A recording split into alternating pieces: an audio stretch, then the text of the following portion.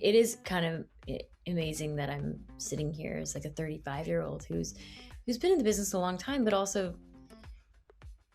you know, I don't work for it. That's not, like, it's not bait for me. So no movie I do is seen as a step to get an Oscar nomination. It's just a movie that's gonna give me immense fulfillment and joy and be a challenge and a learning experience. And I'd be doing something wrong if that weren't the case. I never pictured myself playing an old Hollywood movie star. People would say it. My dad would say, "Oh, it would be amazing if you could play so and so," or Betty Davis. It was never a goal of mine. I guess because I'm pretty realistic, I think, and I don't have many expectations, and I do have goals, but that just wasn't one of them. I didn't see myself being able to fit into that era. I'm sorry. I know it's silly, but But what? Why not? promise you won't laugh. I promise I won't laugh. My exit. What? I already made my exit.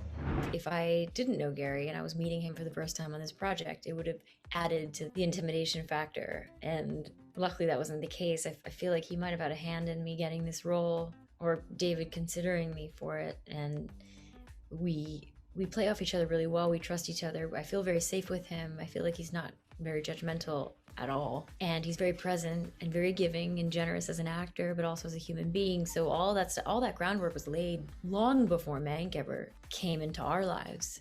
And so that was kind of a miracle that we got to already have that foundation, and then feeling worthy of being on the same set, in the same scene as Gary. It just, you think that way a lot. I consider that a lot, but then it's not helpful to him or to me or to the story. And so you just kind of have to one day just wake up and trust yourself that you were meant to play this role, and that you can rise to the occasion and meet Gary halfway, just like Mank is meeting Marion halfway. My dad is a lover of old movies. Every time I got a chance to have him come out to LA and take him to a lot and see the projection rooms and Warner Brothers and Sony and Universal Studios and Fox, it was just like a kid in a candy store watching this man who's just has such a passion for this era really come alive with questions for the people working there. And I always felt like I really giving back to my dad, for raising me,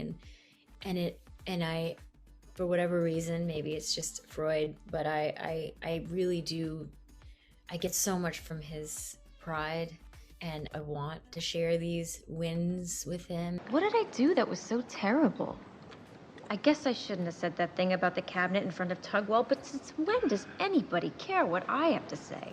Is diversity key to longevity?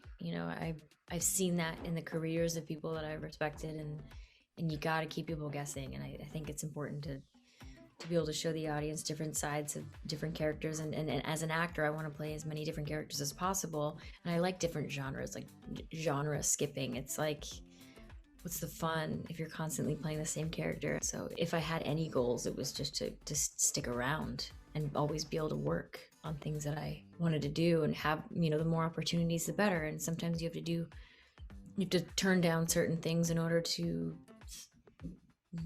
play a better role, or something beyond in a more interesting story, or work with a director that you've always wanted to work with. It's just like